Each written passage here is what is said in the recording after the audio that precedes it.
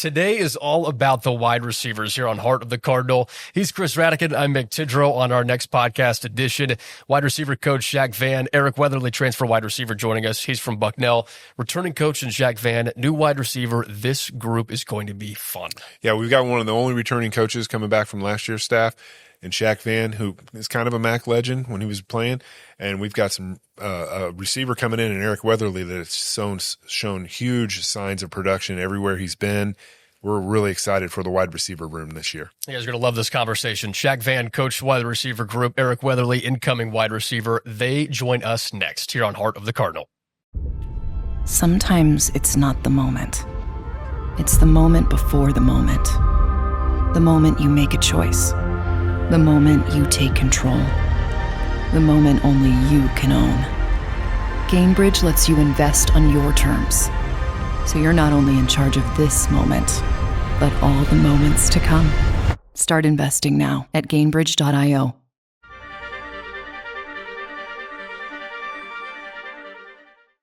Hey, Cardinal fans, we're back for another episode of Heart of the Cardinal, a podcast where we talk about life with student athletes and coaches, get down to what their journeys have been like, and really learn who they are. And today, Ball State football, Shaq Vann, wide receiver coach, joining us here. Coach, appreciate your time, and thanks for joining us. Thank you for having me, man. I'm excited. Of course, we're getting close to the football season beginning. The summer's about to be here in full force. June 2nd is always like the big date that's always talked about with players reporting, but at the end of the day, how's the last couple months been for you? It's been crazy, man. Just on the road recruiting, just going to all the different cities. I got Miami, Cincinnati, Detroit, you know what I mean? I was in Ohio, Tennessee. So you're just traveling around seeing all these different guys. But at the same time, like, your guys are at home, so you're trying to stay in contact with your guys. So it's nothing like this first day back seeing your guys. Like, you haven't seen them in a while, and like they maybe got a little taller, a little broader, you know what I mean? So it just fires you up to see these guys. So yeah, and your room, we were just talking before we started. Your room's loaded. Yeah, you have a lot of really good players. It's going to be hard to get all of them a ball this year. Absolutely. How do you approach that in your practice and your preparation with those kids? Hey, you're all good. You're not all getting the ball every day. There's one football. Absolutely. I think it just brings out the best of everyone. Like, I see J-Mac make a play. I see Ty make a play. I see Keon make a play. I got to make a play now. So it's like, it just brings the best out of everybody. And at the end of the day, like, that's what we want. We want to move the ball. We want to have good games. We want to win games. So however that is, I'm going to put the best guy up. So it's not like, oh, it's a senior led, it's a freshman led. The best guys are going to play, whoever making those plays. And it might be different every game. So that's the good thing about it. Everybody is not going to be on every single game. So you got to find who's hot this game. So that's what I love about it. From a returner standpoint, how are you seeing those returners mesh in with Coach U and the staff and everybody that are leading this new staff? Amazing.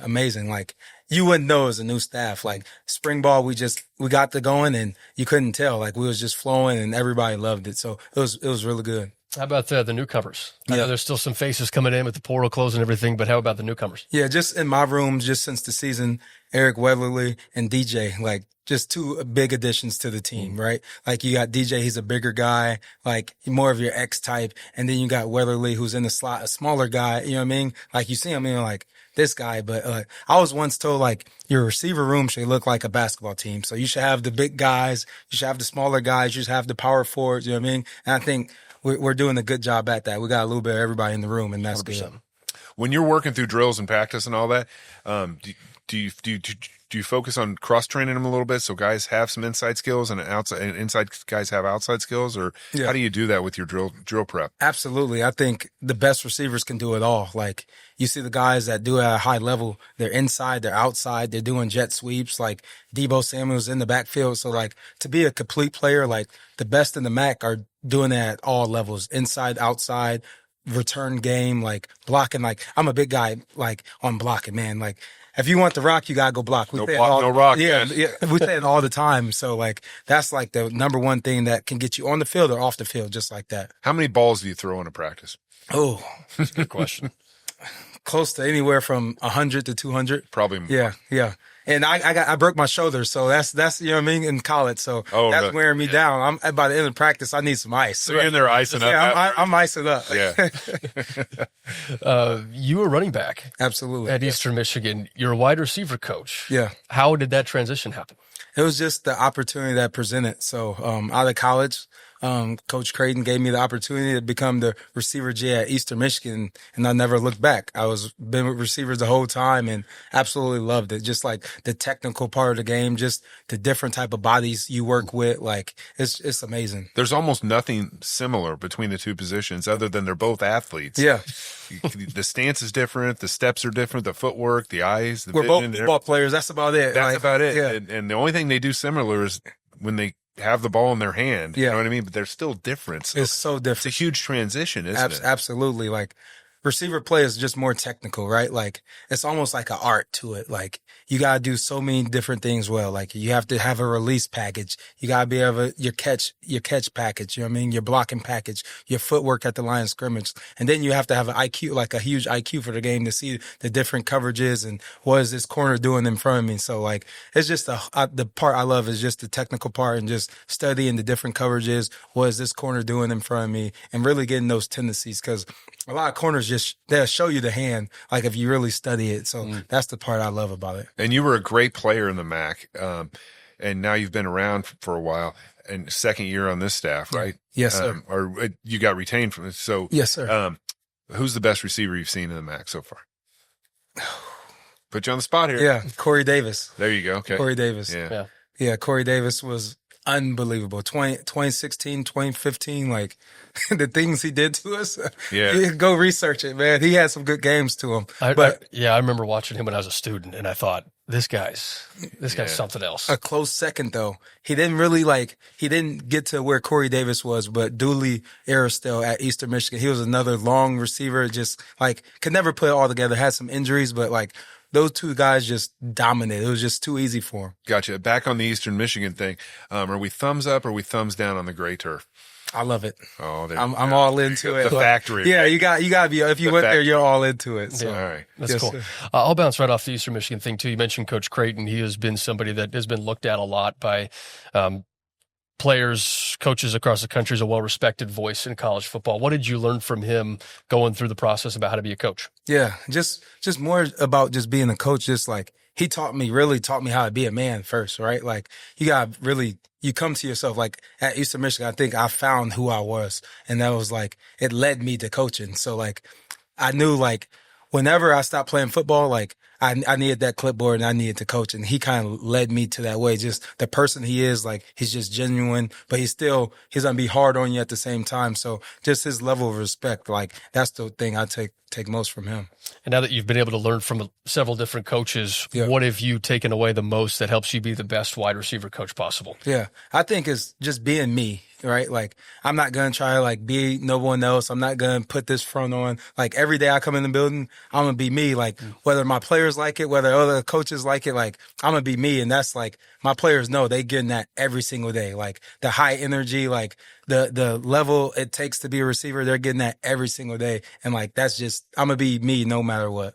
You mentioned your shoulder as well. So you face the adversity. How do you help coach players that go through adversity when they're in tough stretches? Absolutely. Like I think at the end of the day, like they just have to remember like this is a small window of your life. Like, and at the end of the day, it's a game, right? So like I love football and like I would do anything. Football changed my life. But at the end of the day, it's a child's game. And this 5 or 6 or 3 years you have here, it's a small portion of your life. And like after this, you're going to go through way worse things. You'll have better opportunity. You know what I mean? So like this small opportunity, don't let this ruin your life. Like it's crazy. Like, you know what I mean? I don't want to get too much into it, but like, Oh, absolutely do. this part of your life is just small. So like, why not take advantage of every opportunity you have, whether it's worse or bad? Like you're only going to learn from it. And then when you're in that situation, when you got 2 kids or something, you're just going to pass that information down. That's probably one of the most profound things I've heard a coach say in a long time, because these are the kids' formidable years. Yep. They're forming who they are in life. Absolutely. And,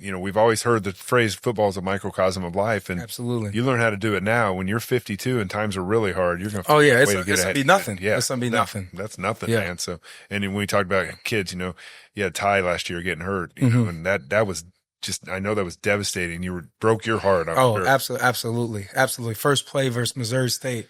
And if you go back and watch the game, like he was whooping the dude on the block. Like, right. And that was the thing. Like he's doing everything he's asked. He's whooping this dude and he just fall down weird on his shoulder and takes him out for a couple weeks. And, he bounced back. The thing is like, It didn't keep him out. It didn't bring him down. Like everybody kind of like getting a type of feelings about injury, but like he was just so good about it. That's the thing, how he responded to it. And then he was able to come back and make a couple plays, but his attitude is the thing that's just going to keep taking him upward in life. What do you do in your free time when you're not coaching football? Yeah. That's a good one. So I love to fish. Okay. I love to fish. My brother lives in Miami, so he works at the university. Okay. So we'd go out in the ocean and fish. I'm a big biker.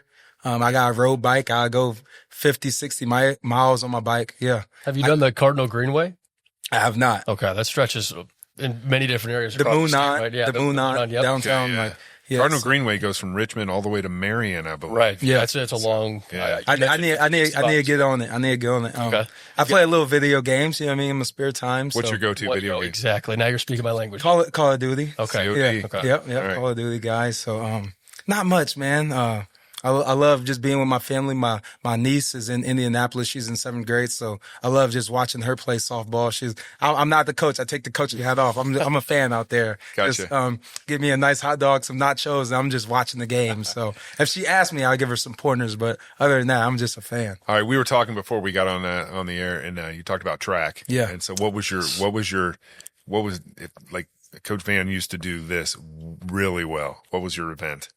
In track, Yes, sir. In track and field. Okay, so I was a 200 guy. Okay. Like I was decent at the 100, but 200 was my event. Okay. Yeah. Like What was your time? not to brag, but senior year, my first loss came in the state championship. So you know What place? So What place? I got 3rd place at the Okay. state championship. You remember who beat you?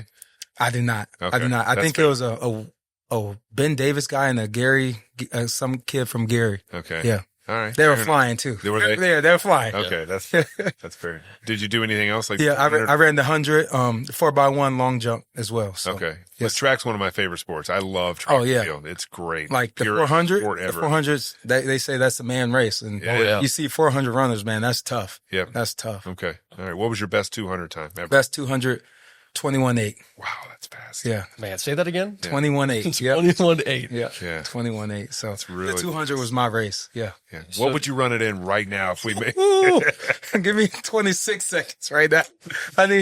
Give me a head start too. So we had Ray on the show. Ray said that he's been, challenged to 40s Mm-hmm. since he got here. If you and Ray ran a 40 against one another, Coach Ray Smith. Coach Smith. Yeah. I'm Who- dusting him. He has no chance. You can tell him that. I'll go tell that. Oh, he's gonna watch this. He's gonna see Yeah. it. Coach Ray, I love you, but you got no chance. All right. I love you saying Yeah, dust him. yeah. You dust him. No chance. Shaq, who inspired you when you started playing football growing up? Yeah. So I come just from a football background. Like my older brothers played. It was just I was always around sports. So, but like when you really say who inspired me, I think I just fell in love with the game at an early age. Just my mom taking me out there, seeing my brothers do it. And like, I wouldn't say it was forced, but it was something like you kind of was forced into and ended up just falling in love with it. Like, it's kind of weird to explain, but I was around sports my whole life. But, some of the coaches that inspired me, I still talk to some of my little league coaches today. Oh wow. Like we got that relationship. I talk to my high school coaches today. I talk to my position coaches from college, my head coach from college. So I think I was just around really good men that kind of just led me, led my journey the whole way from little league all the way to college. Awesome. You went to Washington, right? Yeah. South Bend. Yeah. Oh, Great. South Bend Adams. Oh, Adams. Yep, Okay. South Okay. Bend Adams. So my apologies. Yep. Okay. So. Okay. What have you learned with the new coaching staff? Coach who comes in, what have you learned most from the staff so far in the first couple months? Yeah. Just kind of, I was kind of talking about this earlier, but just kind of being yourself. Like, don't be scared to be you. Like, mistakes are going to happen. Like, everything's not going to go the wrong way. But as long as you're you and like not trying to put a front or anything, like everything else is going to take care of itself. And just staying on your business, right? Like, you're a grown man. Like, I'm not going to micromanage you to do this. I'm not going to micromanage you to do that. Like, you get your business done. Like, that's the way we operate around here. And Coach U does a great job at that. Like, we get in the office, we have our staff meetings. All right, this is what I need done of you. And it's on you to go get it done. So that's what I love about Coach U. Like, he's just not sitting over your shoulder. He's going to let you do you and get your work done. He wouldn't have hired you if he didn't trust you. Absolutely. And Absolutely. you're kind of, you and Coach Knowles are kind of the unicorns, right? Yeah. You're a coach in Division I who got retained by a new. That usually doesn't happen. Absolutely. So that says something about your ability and the effect you have on this program. Yeah, So, absolutely. Thank you. yeah, big deal. Yeah. When you look at your journey as a whole, Shaq, how would you sum it up? How would you describe the journey for you as a football player, coach, all packed into one thing? Yeah. I just say, I think it's been a grind, right? Like just from like college playing to like a coach, right? Like you have your ups and downs, your good years, your bad years, but through everything, like it's been adversity, like good times, bad times, but through it all, you just got to keep grinding, right? Keep grinding. Last year, it was what it was. We're here this year. It's a whole new team, and we're just going to keep grinding to give you the best Ball State Cardinals that we can to win as many games as we possibly can, while developing the best men as we can as well. Because, it's about winning games, but at the end of the day, if we're not giving nothing back to the kids, what are we doing, right? Absolutely. You mentioned the grind, and I think that's always a topic that's different for every coach or different every student athlete. Yeah. For you as a GA, you said, you switched from running back to wide receiver. You mentioned the grind. What was it like for you to put in that time as a GA at the wide receiver position to know that I want to be a coach at this position one day? I didn't play this position specifically in college, but this is my spot. What was that grind like to get there?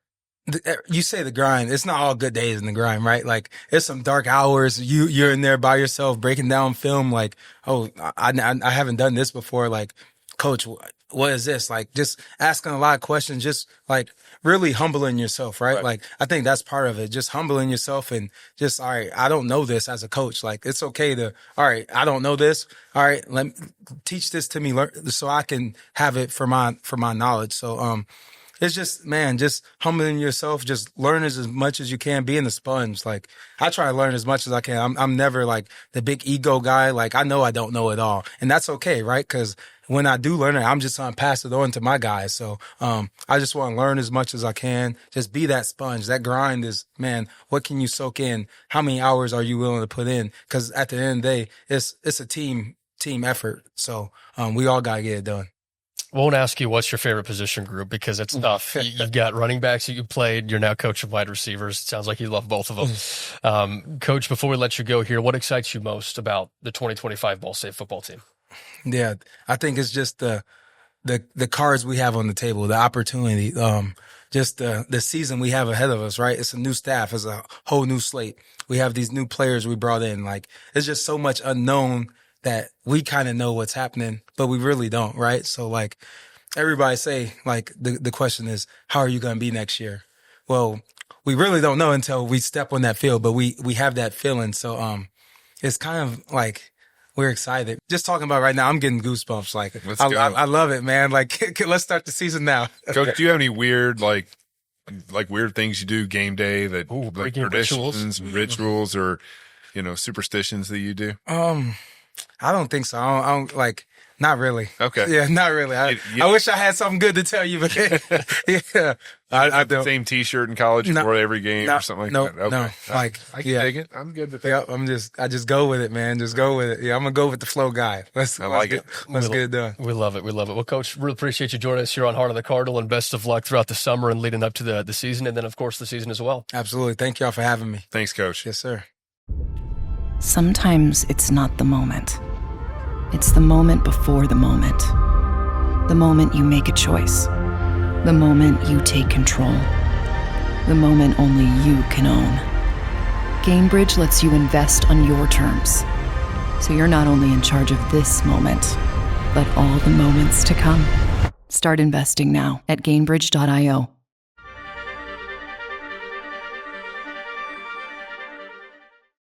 We're back inside Heart of the Cardinal, and today wide receiver Eric Weatherly joining us, transferred in from Bucknell. Eric, really appreciate your time joining us here before we get ready for the football season. Thank you for having me. Eric, it's been a fun couple of weeks for Ball State football. You had report day on June 2nd to get back for the summer. What's it been like for you since you got back? I'm very excited to be back with my teammates. I feel like this year we're going to shock a lot of people. We have a lot of people that want to be here. A lot of people that hate losing rather than love winning, and I feel like that's going to be the driving factor for us this year. You talk about hate losing more than you love winning. I think that's a a great line. For you, what does that mean? Just being competitive in everything we do. If that's, you know what I'm saying, waking up and trying to be the first one at the facility, winning the drill, knowing the answer in meetings, just little stuff, just trying to build a competitive culture here. And Eric, your journey has taken you a lot of ways, from Duke to Bucknell, now to Muncie. What drew you to Muncie to play for Ball State and Coach U? First and foremost, Coach U. When I saw he got the job here and he reached out to me, I did a little of my research, and I saw over the last couple of seasons he has a very winning program. Everywhere he goes, he changes the culture within a year or so, faster than a lot of coaches. And also, I always wanted to stay in the FBS level, and I always loved the MAC. I had a bunch of MAC offers coming out of high school. Originally, I almost tried to commit to Ball State, but, things didn't work out, but I'm glad to be here right now. Very good, very good. And you had, tell me about your journey from Duke to Bucknell. What was that like? What was that decision like to go from the ACC to the Patriot League, right? So, I mean, it was a big jump. Coming out of high school, I committed to Duke the summer before my senior year of high school, and a couple of days before signing period, they let go Coach Cutcliffe, who recruited me. So I got on a phone call with Coach Elko, and we talked about it, and he said he would still like me to come and see, but after a season, I just felt like it was best to leave and go somewhere where I could get more playing time. I mean, I don't have any bad blood with Duke or any of the coaches Sure. like that, but how I got to Bucknell was they actually hired a new coaching staff, and we had a mutual coach, the OC, John Bear. So he called me on the phone and kind of told me his vision, and I trusted him, especially because he's from Florida too. So big deal to be from Florida, you guys.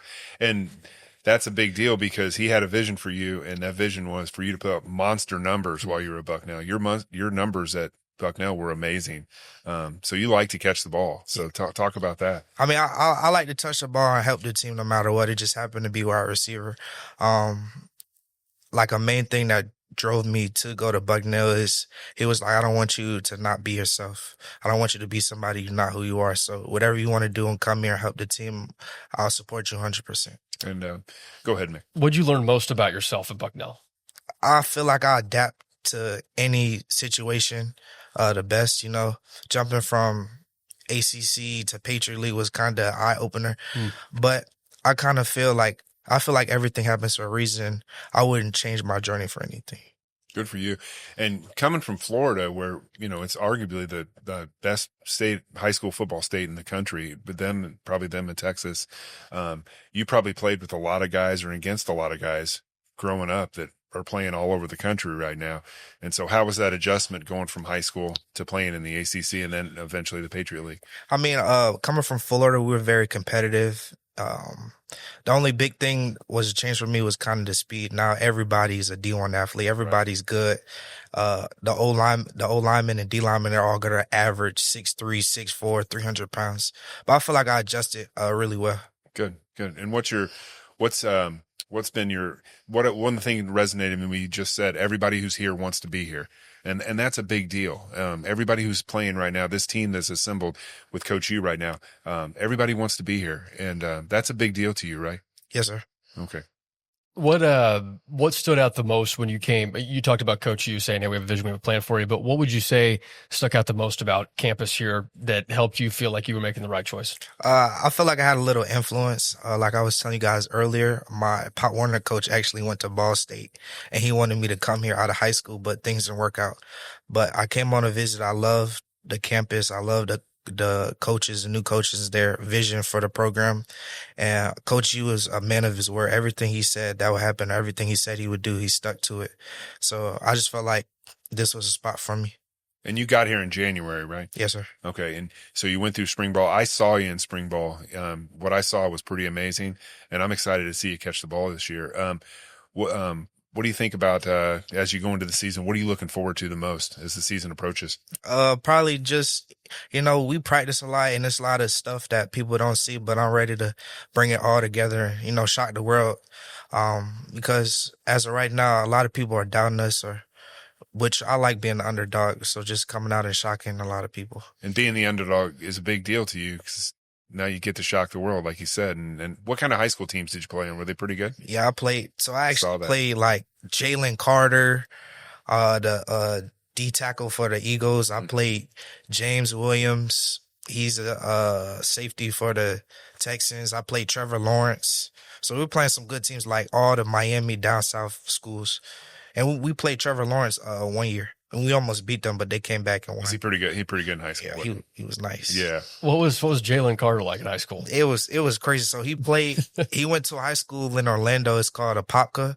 And they had him play everything from D-line to D-end to when they got inside the red zone, they would put him at running back. And they were running the frog. So it was like 6 O-linemen and him at fullback.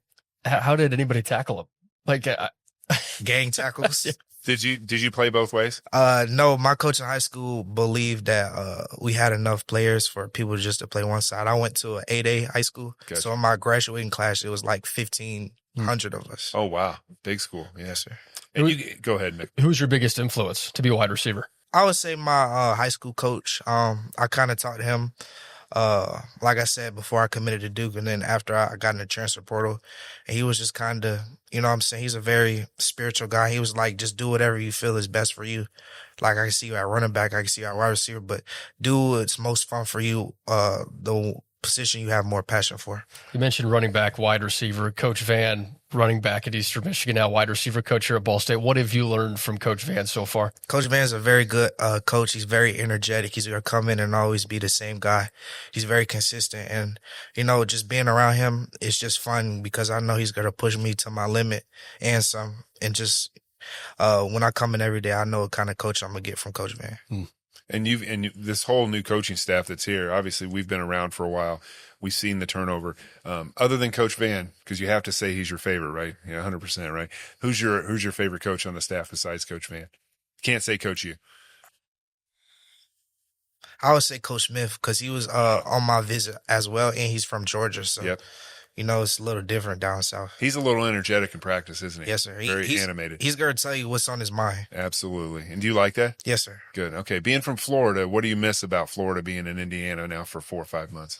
I won't really say I miss Florida, but I miss the people that I had in Florida. You know, a lot of my friends are in college as well, and a lot of my friends are back on working. So I would just say the people. Okay. And are you a beach guy? I know you like to hunt and fish, right? Yeah, I'm a big fisherman. I like fishing. Okay. So we got a lot of fishers on the team. yeah. We're finding this out. Are you saltwater, freshwater? I do it all. You don't care. Okay. And then I know because where you grew up, I looked all this up, and I'm familiar with the area. That St. John River is full of bass, largemouth, right? Yeah, a lot of my friends grew up. Their parents got them jet skis and boats. So every chance I got, I would ask them, "Can I go? Can we go fishing and stuff like that?" What's your PR? I would say I caught like a 10-pound bass. It was pretty big. That's ginormous. You have a picture of it? It didn't happen if you don't have a picture. It was on my old phone. Then I over. I could text my friend and see if he got the picture. That's fair. We believe you. Do you have a fishing spot here? No, it's been cold the last couple months, and we just got back. So I'm going to do a little research on Google Maps and try to find a spot. There you go. That's a good call. Eric, how would you describe your game to people? I would say I'm somebody who's going to going in the spring, one of my big goals is being consistent, knowing what you're going to get every time I step up on the field. I want to be known as somebody who plays bigger than what I am. Obviously, I'm a smaller receiver, but I don't want that to hold me back in everything I do. I just want to be a dog, you know, just leave it all out on the field. Knowing what you know now about either the game of football, about yourself, about college, what would you tell your younger self? That I'm proud of myself from where I got right now. If you were to tell me 5 years ago that I would leave Duke and end up at Ball State, I would look at you crazy. But, you know, everything in life happens for a reason. You know, it's going to be adversity. It's going to be ups and downs. It's just how you get up, how you handle the situation, how you move on from it and learn. You mentioned the word adversities. What would you say has been some of the biggest for you to overcome to be where you are today? I would say going to Duke and, you know, getting told that I wouldn't have a scholarship anymore. That kind of, I wouldn't say kill my dream of playing football, but I used it as motivation to show people and have a chip on my shoulder that I deserve a spot on a D1 team. So it kind of sparked a fire in you a little bit. Yes, sir. Good. What's your favorite route concept to run? Vertical choice. There you go. I like to run deep balls. Long ball. Chicks dig the long ball, right? When you're looking at with this, you mentioned the spring ball, and you're getting this team together. Everybody's getting ready. What did you learn most about this team in the spring? We're a very close-knit team. We spend all morning together, and just after we leave the facility, they're texting the group chat, who wants to go fish, who wants to come play the game, who wants to watch the game. And I feel like that's going to set us up for success in the fall. Well, Eric, before we let you go, you're on Heart of the Cardinal. Is there anything people may not know about you that think would be a fun fact to share with Cardinal fans? I'm a big hunter, man. When I was back home before I left to go to college, I actually went hog hunting, but I couldn't catch a hog. They were too fast for me. They were. So big hunter, big fisher. You got a lot you can do outside of football then. You got a lot of things on the table. Yes. Awesome, Eric. We appreciate you joining us here on the show. Best of luck this year. Thank you. Thank you.